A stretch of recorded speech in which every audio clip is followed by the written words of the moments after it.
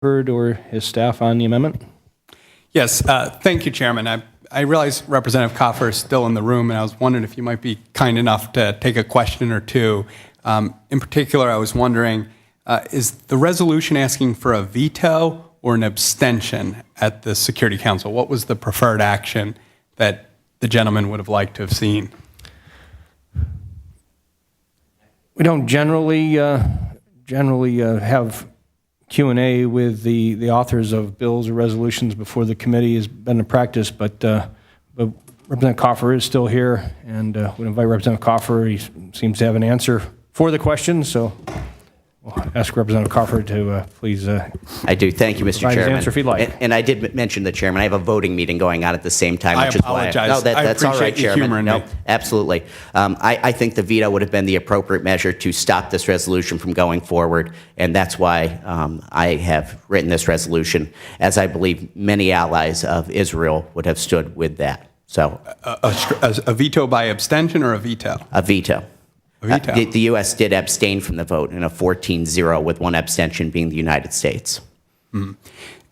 I guess, do you think we should veto by abstention any resolutions that involve Israel in the Security Council, or was there something particular about this resolution? And let me tell you, and I think you mentioned my amendment. My amendment completely recognizes many of the points that you make. The biased treatment that Israel has continually been dealt with in the Security Council. I think there's many parts of the UN's relationship equating Zionism with racism that are particularly problematic and condemnable, and we share that. And so since you touched on my amendment, I just wanted to tell you how much I share that opinion with you. And I appreciate that. I think it's more specific to this particular resolution that had passed that I think was very much flew in the face of long-standing U.S.-Israeli ties that have been standing for decades, which was really thrown in the face with our strongest Middle East ally, with the United States. Are you concerned at all that continued and increased accelerated settlement activity is endangering the two-state solution? I agree with Prime Minister Netanyahu that actually this resolution